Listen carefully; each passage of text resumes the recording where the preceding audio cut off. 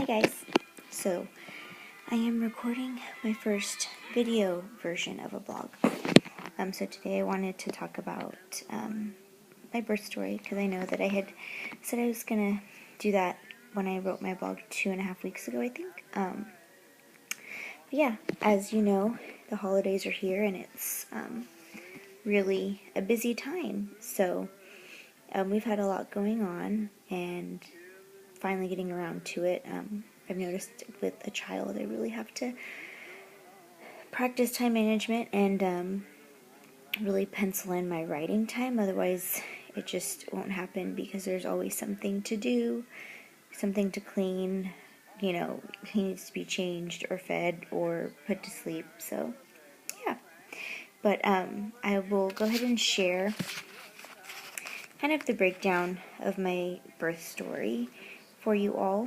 And I was very vocal going into my pregnancy and close to the time I was supposed to deliver, that I was an advocate of the Bradley method. Wes and I did a lot of classes kind of practicing for this, and it was pretty awesome, an awesome experience. I definitely wouldn't say I regret that at all, because should we have another child, I may still have the opportunity to have a natural birth, and if that's what's meant to be, then that would be marvelous. But my experience with my first little nugget did not go as planned, but that's fine. So kind of leading into this week, I had spoken about planning and how that backfires, and it doesn't backfire, but you just have to learn to go with the flow.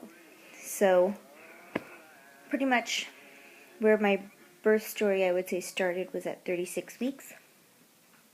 We went to my OB, who I loved, by the way. He was absolutely amazing. If you have Kaiser by chance and you are pregnant or gonna plan to have a child soon, I would highly recommend him. So I can share his contact info with you if you would like. But he did an ultrasound and he was like, hey, so the baby actually isn't in the right position. We'd like him to be in the right position by now. And I was like, okay, like I wasn't too worried. I'm like, all right, it sucks, but we still have time, I wasn't giving up hope at all. I was like, it's fine. I'm going to turn this baby. This baby's going to turn. So you name it. Like, I tried every trick in the book. I went to my acupuncturist. I went to a special chiropractor. I was doing these really peculiar exercises off the side of my couch. My husband had to witness all of this. And mind you, I'm 9 months pregnant, so I'm not like just moving about with finesse, if I can kind of just explain that. So tried everything. And I think after 36 weeks, I was going to the doctor twice a week. Yeah, I was going in for NSTs. So I was being monitored anyways, but I was just trying and, he wasn't moving. So the days kept passing, and my doctor had scheduled what they call a version, an ECV. It's like an encephalic version, where they try to turn the baby when you're pregnant. So they like manually try to turn them, and it's supposed to be really painful. But I was going to do it right when we were at 37 weeks. And so Wes and I were like, okay, if it's meant to be, well, it'll be. So we went in early one morning. We had our bags packed because pretty much the doctor was like, we'll try it. And, but if it doesn't work, like we may have to have like an emergency C-section, or we may have to, your water bag may break, like a whole bunch of scenarios. So we were just ready when we were at the hospital. So we woke up early, we went, and they weren't able to try to turn him because there was some umbilical cord around his neck, so the doctor didn't feel comfortable, and of course neither did we. And my water had been borderline. I had had a lot of fluid for probably most of my pregnancy until the 36-week mark. They said my water was what they called borderline. So it was a little lower than they would have liked. So as the days passed by, nothing was happening, wasn't turning, but I was just fine with it. I had pretty much 2 weeks to come to terms with it from the time the doctor said, look, the baby doesn't turn, we're scheduling you a C-section. So at first I was I wouldn't say devastated, but I was just determined to try to, make this work the way I wanted it to. I wanted to have my natural birth and feel all of this pain or push through it, or I don't know what I was trying. I mean, I could still do it, but I was just really I was trying hard to, do things my way. Well, babies don't care what you wanted. They have no idea, and they're going to get here how they need to get here safely. So, a few weeks back, I had posted something on my Facebook kind of asking when everybody thought I would have Cassius. And everybody had different responses, but I guessed August 18th. I was like, I think he's going to come when I'm 38 weeks, August 18th. So, August 18th comes, and I'm like, okay, well, today's the day that I thought, he could be here, so we'll see how this goes. So I kind of went about my day, and once again, I'm 9 months pregnant, so I'm slow moving. I'm not, doing anything crazy. I'm planning my day around, what I'm going to eat next. But I did curl my hair that day because I thought to myself, it was hot, right? August, it was really hot. And I was like, okay, at least curl your hair, Natalie, because if you go into labor, you'll have nice hair for at least 2 days. So I did curl my hair that day, and I ran a couple of errands, and then I had an appointment to check on the baby. So I think the appointment was at 2 or so. Went to my appointment, and they monitored me, and I was having contractions, but I've been having contractions that whole week, so it wasn't like, oh my God, sound the alarms. So they monitored me for 45 minutes, and then they sent me home.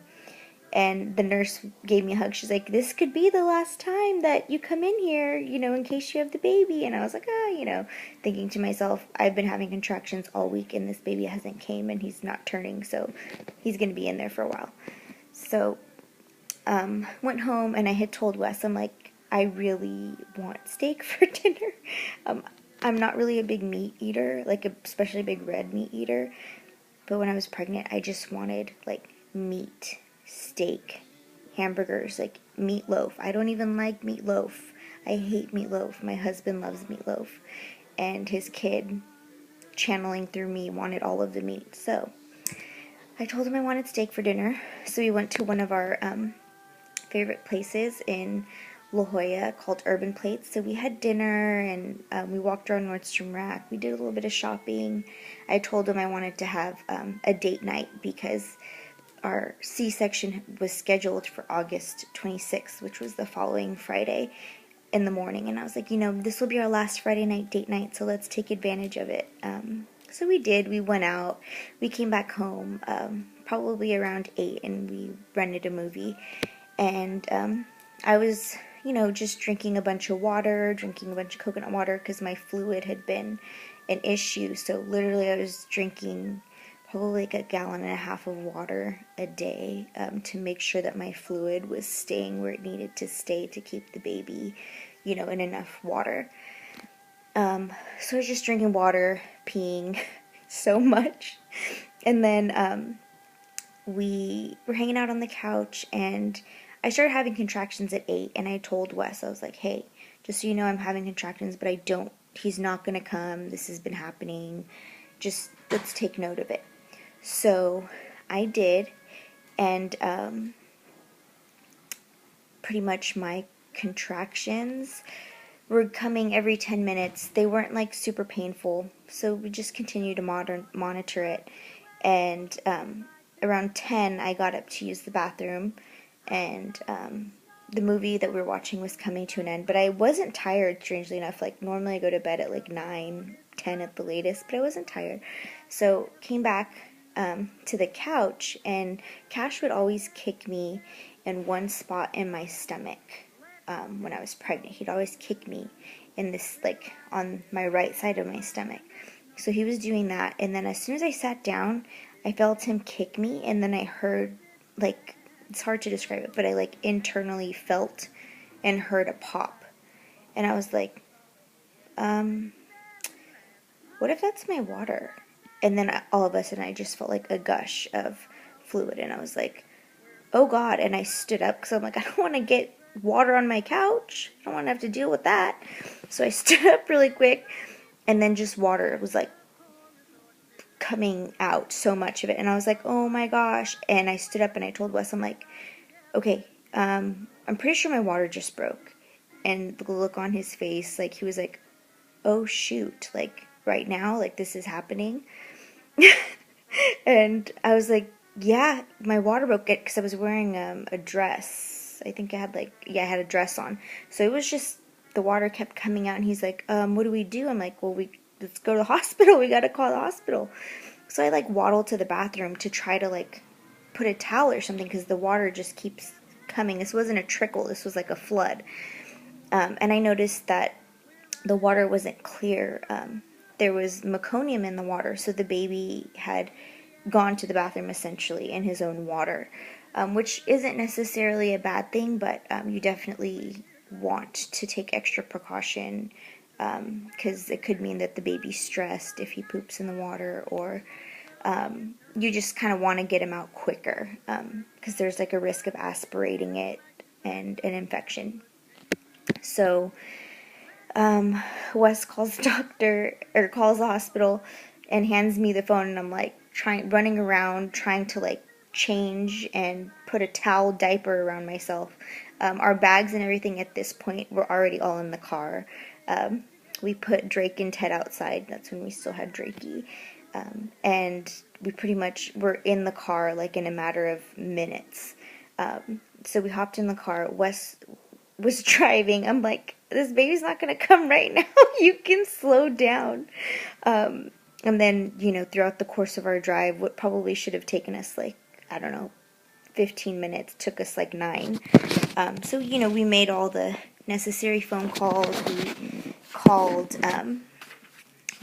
my sister-in-law, my dad, my mom, we called Wes's parents, my grandparents, and we're like, okay guys, this is happening now. We obviously didn't know when, and I had been having contractions, and pretty much as soon as my water broke, my contractions intensified significantly. So I get to the hospital, and they start to monitor me, and they're like, the baby's heart rate's fine, so we're just gonna kind of monitor him, and then we'll get you in around midnight, because by the time we got to the hospital, it was maybe like 10:30. And I'm like, okay, so this is happening soon. They checked to make sure he didn't turn, which he didn't. And then they're like, okay, we'll get you back there. They started like prepping me for my surgery. They gave me like they hooked me up to an IV, gave me some antibiotics and like different whatever medication they give you. So we were there hanging out, like anxiously awaiting, obviously, because we know within like an hour or 2 we're going to meet our son. My contractions were intensifying continuously the entire time I was at the hospital. So we were there, and then they kind of kept pushing us back a little bit because I wasn't in an emergency situation, and apparently that night there was a lot of emergencies that needed to be handled before me, so they kind of kept pushing me back. So by the time I went back for my C-section, it was 2 a.m. So it was just such a surreal thing to experience, because like, okay, in a matter of minutes my life is going to change. I'm going to meet my son. This is crazy. I'm going to be a mom. What's he going to look like? Like so many thoughts are running through your head. And then of course, like my husband, he's, really staying calm and cool, and he's like all scrubbed up, getting ready to go in there with me, because they would allow him in there. So while I was being prepped, they like wheeled me back, and they had him wait in recovery while they pretty much like gave me an epidural and like set me up for surgery. Mind you, at this point, I'm so excited, but I am so freaking out because I'm so scared I'm going to feel this entire surgery. I never wanted an epidural, mostly because I was so scared, terrified of this needle, right, that was going to go in my back. I'm like freaking out about that inside. But the joy of what I'm about to experience kind of obviously takes over.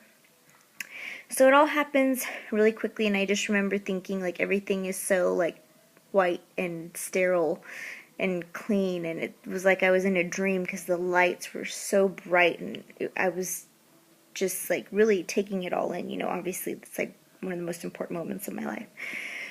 So my doctor was actually working at the hospital that night, which I was so happy for because we loved our doctor. So they scheduled him, and he was able to deliver Cassius. So Wes comes in. I'm like, okay, it's go time. And then by this point, I'm pretty much numb.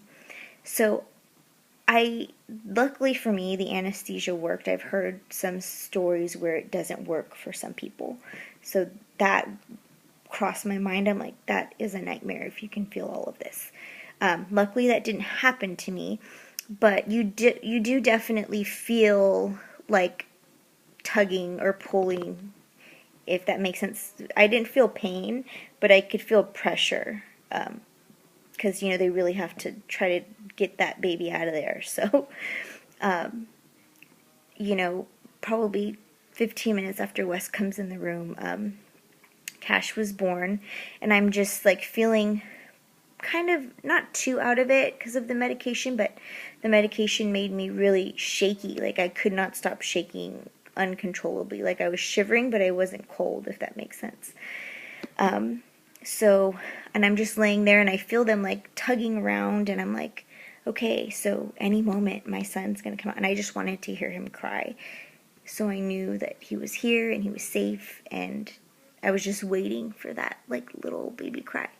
So I'm laying there, and finally we hear it. We hear like, like little tiny baby cry, and I just start crying. I'm like, oh my God, that's my baby. Still haven't seen him, right? I'm just like, it doesn't matter what he looks like. I just know that he's here and he's healthy, and that's the most important part. So they show us the baby, and I'm like, oh my God, that's my son, and Wes and I are like, oh my God, he's here, talking, because he's right next to me, so we're talking the whole time. And they take the baby to, clean him up and weigh him and measure him and all that stuff. So they did that, and then Wes went over there, and then I hear the nurses talking. They're like, are you sure that she's 38 weeks? And the doctor's like, yeah.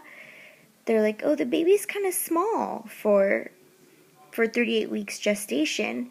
And I'm like, what the fuck's going on? Or, pardon my French, but I'm like, what's going on here, people? Somebody tell me what's going on. What's going on with the baby? And luckily, he was very petite when he was born. He was 5 pounds, 10 ounces, and 18 inches. And we found out during my C-section that I have a heart-shaped uterus, so he was growth restricted in the womb.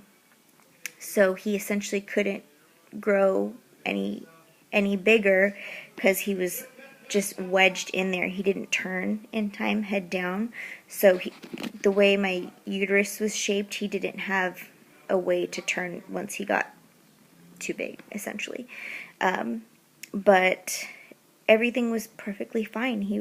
They did so many tests to make sure, but he was just really thin. He was a really thin baby, so we worked really hard to make sure that he gained weight, obviously, and if you've seen pictures of him now, he's just a little chunk. But yeah, he was just a little bit small when he was born, but thankfully he was perfectly healthy. There wasn't any issues, and that's all I could ask for.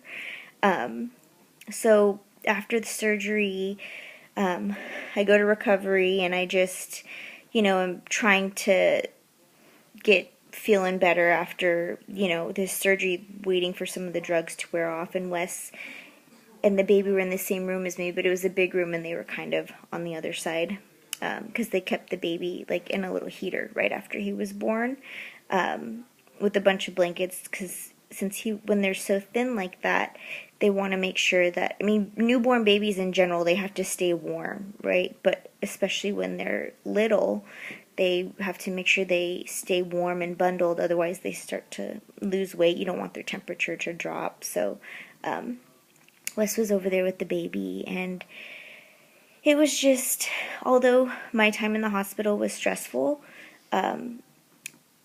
it was just, I will always remember just how magical it was, because no matter how stressful it was, you know, you just look down at your baby and you're like, wow, this is so amazing. You're coming home with us, and, you know, you're going to be with us every day, and it's going to be pretty awesome.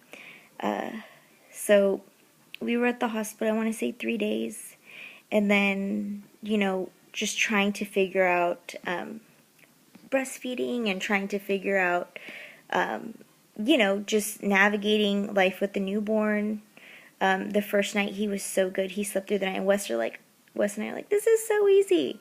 That was like a trick night, because the second night, I don't think I was ever more tired because I didn't sleep, and they want to eat frequently. And also when babies are little, they want to make sure that you're feeding them every 2 to 3 hours. So in the hospital, I'm feeding the baby. Since I was recovering from my C-section, I couldn't get out of bed for the first 24 hours. And that was tough because, you know, you can't get up and move around. So Wes was the one changing all of the diapers and, you know, pretty much doing anything like that I needed because I was stuck to the bed. But after we left the hospital, it was really just the focus of breastfeeding and trying to perfect that, you know, I feel like, I don't think I'll ever be perfect at anything, but just trying to really feel comfortable, because that was important to me, to make sure that I could breastfeed my baby.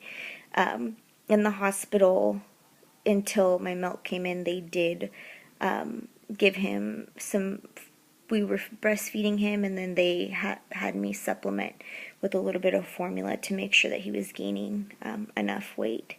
But once we got home and my milk came in, then we were in business, and we didn't need to worry about formula anymore, which I'm really thankful for. For all the moms who are interested, I'll probably do another little blog or video about breastfeeding.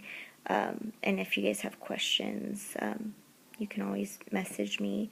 I do feel I've had a pretty good breastfeeding journey thus far with my little, because I know it can be really tough for some people for a lot of reasons, you know, and when I go back to work in January, I'm hoping that we're still able to continue and, you know, nothing changes because I'm pumping or whatever. But, yeah, so that's pretty much the gist of my birth story. I wrote stuff down because I don't want to ramble the entire time, but looking at the time, it's already almost 24 minutes, so I'm going to cut this off here. I'm going to give myself a minute left, and then we're done. But, yeah, that's my birth story. I forgot to say that I also, really quickly, tried to go into the Joan Croc. I didn't try. I definitely did go into the Joan Croc pool when I was 37 weeks pregnant, and did handstands in the pool, because I heard that that's how you could also turn a baby. So and people were looking at me, and Wes was right there with me. Good times. I will always have those memories. But yeah, hopefully you guys could appreciate this video blog. Probably the next one I do, I'll do a regular written blog. But yeah, I hope you guys are practicing gratitude every day. And I hope that you guys have a Merry Christmas, and I hope you guys have a great holiday season.